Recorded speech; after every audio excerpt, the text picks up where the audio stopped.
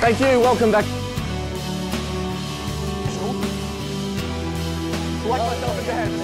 You can transform your bathroom, including how to revamp that toilet.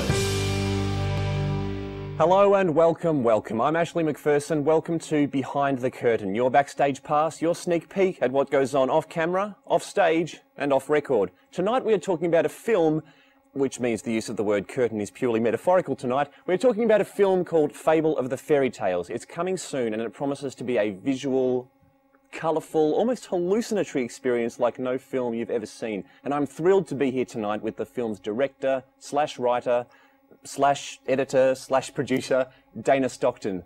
Dana, that's a lot of slashes.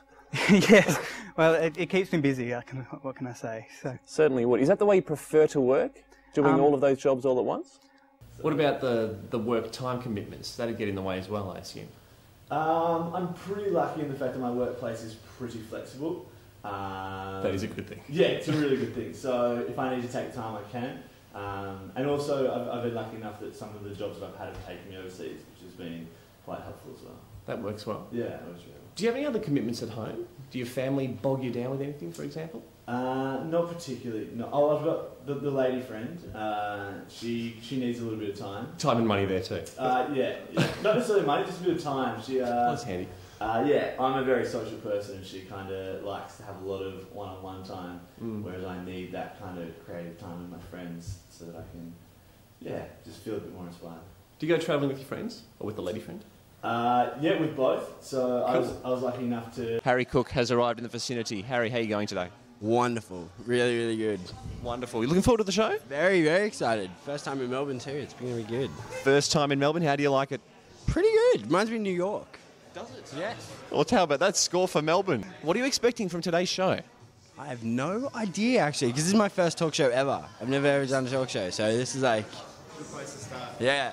Ah, this is fantastic. Well, we'll be setting the benchmark then, won't we?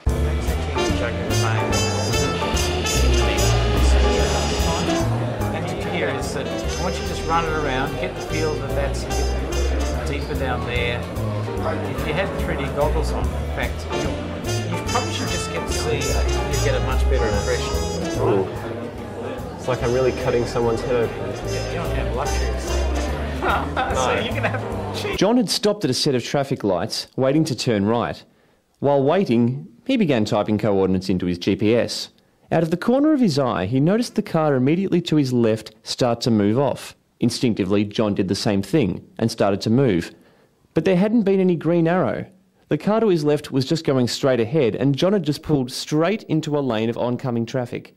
The passenger side of his car was hit and crumpled with such force that the wall of the car was touching the gear stick. If there had been any passengers sitting on that side of the car, police say they would certainly have been killed.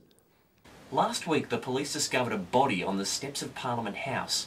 All of its limbs had been amputated, and the Star of David had been carved into its chest with some sort of blunt instrument, most likely a knife.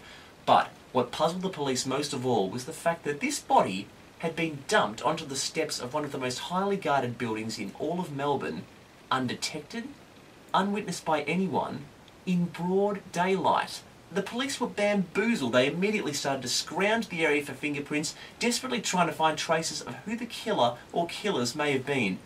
Shortly after that, they announced that such a distinct method of murder was almost certainly the work of somebody who knew what they were doing, somebody who had done it before, and more than likely, someone who would do it again.